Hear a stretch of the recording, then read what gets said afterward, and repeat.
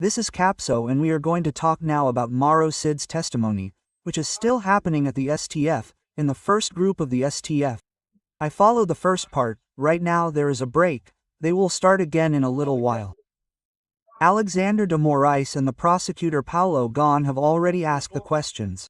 Now it will be the defense's part to ask the questions, right? But we can already draw some very impressive conclusions here. MAURO CID says all the time, "Oh, there were a lot of people who came to me asking if there was going to be a coup, what the coup was going to be like, what Bolsonaro was going to do, when he was going to do it, I don't know what." And he always told everyone, there will be nothing because they didn't find fraud in the ballot boxes. Look at that. Let's understand this case here, because if you look at the headlines of the traditional media here, look, MAURO CID says that Bolsonaro received, read and requested changes to the coup minutes. It is not the coup minutes. It was a document that they were preparing in case the fraud in the ballot boxes was identified. Here, look, CID confirms an attempted coup during questioning at the Supreme Court. I witnessed most of the facts and stuff. In other words, they say, the press treats things as if Mauricio confirmed everything. No, quite the opposite, man. I'm listening to MAURO CID's entire statement. At no point does he say that. What he says is that yes, he confirmed that the version of events he gave is correct according to the PGR's presentation, right?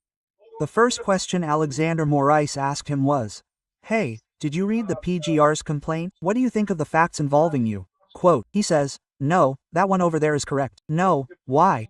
Because it could have happened that the PGR misinterpreted the facts that he determined in that or in his statement, right? Let's understand this case here, because it's a huge dirty trick by the press. On the contrary, MAURO CID makes it clear at all times that there were a bunch of military men who wanted a bunch of people to call him. No, but you have to do it, you have to do it, you have to do I don't know what, you have to do this, do that, and he would tell people, look, nothing will happen, nothing will happen. Bolsonaro, the president, decided that nothing will happen, and, in other words, how can he support this idea of a coup after this? The press is trying to say that it wasn't, because he said he confirmed it and I don't know what that he received, read and requested changes to the coup minutes. Again, what they are calling a minute here was the decree they were planning in case they identified fraud in the electronic voting machines. Bolsonaro was waiting for it to be identified, but they never found it. Let's understand this case here. This news was suggested by Flavino do Nu, Voces na Minha Cabeça and several other people. Thank you to the people who suggested news on our website, at vice-oa.com. And thank you to you who are watching our video. If you like our content, please like and subscribe to the channel, okay? Well, MAURO CID's testimony here. I was watching it live here. His testimony has already lasted more than 3 hours. One testimony here, 2 hours, and it's a total of 243 hours of MAURO CID's testimony at this point. Then Alexander Moraes took a break now and then the defense part will come, right? So, up until now, the people who asked MAURO CID questions were first Alexander Moraes, then Fux. Fux decided to appear there because you remember that there was a disagreement and Fux said, "Wow, how strange this thing about him giving 9 statements and I don't know what, that this could have been fraud in the testimony, but it seems like he had already made a move, right?" MAURO CID says that the 9 statements were like this, right? There was a big plea bargain and then there were other plea bargains in which they asked me to clarify certain aspects of that main plea bargain, right? What I see that happened there is that they threatened MAURO CID once again, right? Look, if you don't say that everything was okay, we're going to cancel your plea bargain. And then MAURO said, no, my plea bargain is okay. There was nothing wrong, right? Quote, and Fux asked that, right? In the plea bargain, everything was okay. Did they force you to do anything? Of course he said no. What was he going to say? No, they really forced me. There it is. He's going to jail. Damn, there's no such thing, right? So, it's clear that he's being coerced in this story. But Fux was also called, right? Alexander Moura called Fux precisely so he could ask MAURO CID to make sure that there was no force being used. And then what he asked, the main thing he asked other questions there. In fact, you can see that MAURO CID is a more experienced judge than Alexander de Moraes, because MAURO CID asks some questions that have nothing to do with it. That's a judge's tactic, okay? You ask some questions correctly, according to what's there. Suddenly you ask questions like, oh, do you know so-and-so? It has nothing to do with anything. To see how the person reacts, right? If the person tries to make amends, tries to do something to try to save themselves, it's an indication that the person is lying. If they try to fix it to fit that, right? Because when you tell the truth, you have a solid basis in what you're saying. If you start lying, you lose that basis. And then if someone asks you a question, then you don't know, man, did I lie about that or not? Did I say this or not? So that's a judge's interrogation tactic. You can clearly see that Fuchs is a more experienced judge than Alexander de Moraes. I asked several of them and threw several baits at Mauro Sil, but Mauricio didn't fall for any of them. He answered everything with certainty. He said, "No, I don't know that. I didn't see any of that there." In other words, it's a sign that Mauro Cid is on the right track. He's really telling the truth, right? So, and Fuchs's main question was this. Why were there 9 statements from his plea bargain, right? And Mauro C said, no, there was a big statement and then there were pieces that were clarified, more details and I don't know what. Again, he didn't want to mess around. He doesn't want to lose his plea bargain because he's being threatened, right? So it kind of stayed that way. There was no problem there. But what if Fuchs is an experienced judge? He knows what happened there, right? There's no need to explain that. So if he's going to have the balls to stand up to Alexander de Moraes, I don't know. But Fuchs has understood exactly what's going on. He did understand, right? Well, then the newspapers come here saying, oh, no, that Mauro Cid says that Bolsonaro received, read and asked for changes to the coup minutes. One thing you see during the testimony is that there are no coup minutes. There are dozens of documents that they are dealing with. One that was on Cid's cell phone and another that was found on the computer of the President of the Republic. Another that was somewhere. The press takes all the worst steps of each of these documents and puts them together as if they were the coup minutes to sell that everything has to do with the document, but that there would be a coup minutes, and so on. There are no coup minutes. There is none of that in the process. You can clearly see it in the questions. There were several documents that, again, are what I'm telling you. There were people in Brazil who wanted Bolsonaro to carry out the coup. Of course there were a lot of people out there who wanted Bolsonaro to carry out the coup. And a lot of these people sent documents to Mauro Cid. So tell the captain here, look at this document here, look, carry out a coup like this, do something like that. Mauro Cid ignored it. All of this, obviously. He said, I didn't pass any of these things on to the president because I was precisely the filter. I knew that these people were just bothered by the election result. I wasn't going to pass this on to Bolsonaro. I wasn't going to take it there. So what this particular coup that they're talking about here is a document that predicted what they would do if fraud was identified at the polls. Bolsonaro thought there was fraud at the polls, so there was a whole process there that he was imagining. If fraud at the polls is proven, then I'll tell you, right? Geez, if people could watch in capsule, right? Because look at this translation here. Look, on November 1st, 2022. I said exactly that here in this translation here on November 1st, 2022.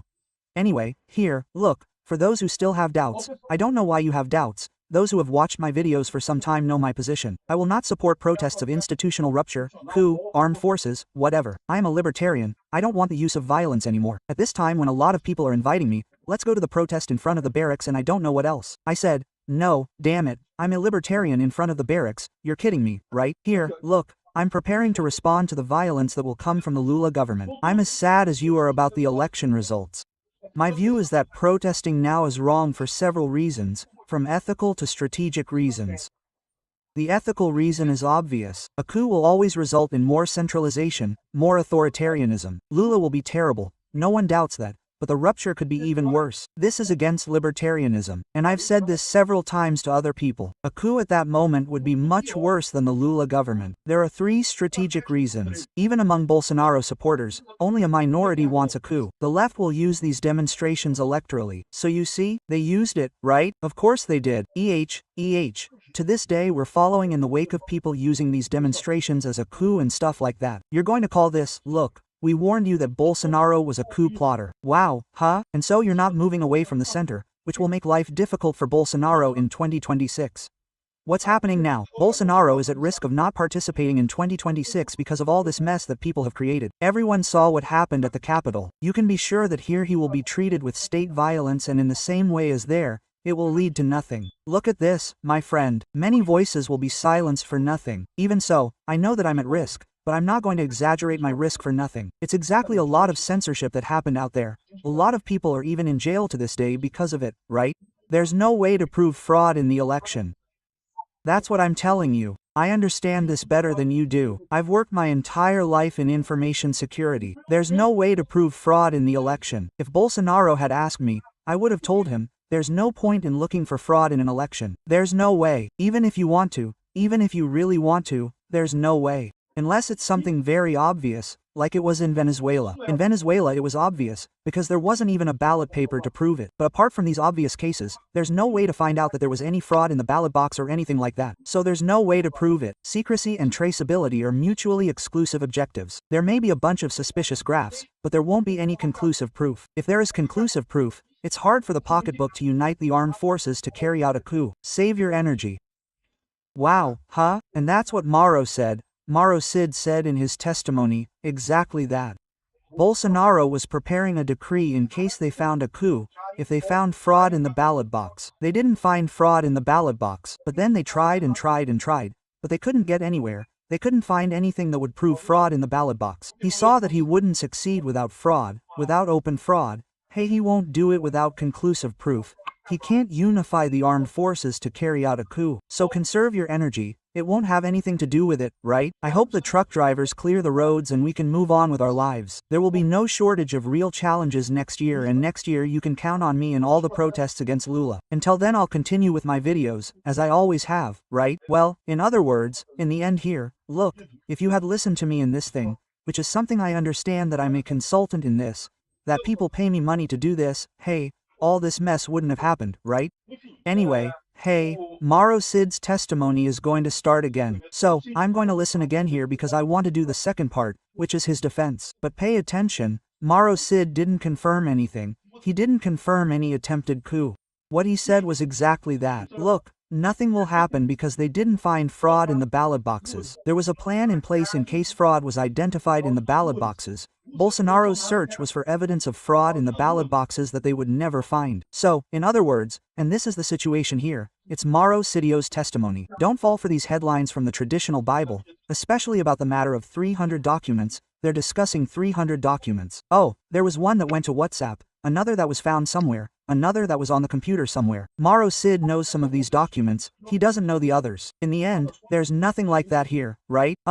Again. Does this mean that Bolsonaro will be acquitted in the end? That MAURO CID will be acquitted in the end? It should, because there is no evidence whatsoever. In other words, what they were preparing, the document that Bolsonaro altered, requested changes here, was the document in case they found fraud in the ballot boxes. And if they didn't find it, if they found fraud, they would have to do something, but they would never find it, right? So, in other words, and it's more than clear that there was no coup attempt in this story, especially on Bolsonaro's part. If there were other people organizing other things, then we can't know, right? I'll continue following MAURO CID's testimony, and then I'll follow Bolsonaro's testimony too, so we can make a video about it, summarizing it for you, because it's a 3-hour testimony. Man, it's a hell of a lot of testimony, a hell of a lot of stuff that they talk about here. Thanks for watching the video until the end. In addition to liking, sharing and subscribing to the channel, consider becoming a sponsor with values starting at $1.99. Click the Become a Member button below to learn about the conditions and benefits of sponsoring the channel. For more information about our project, visit our websites indicated on the screen.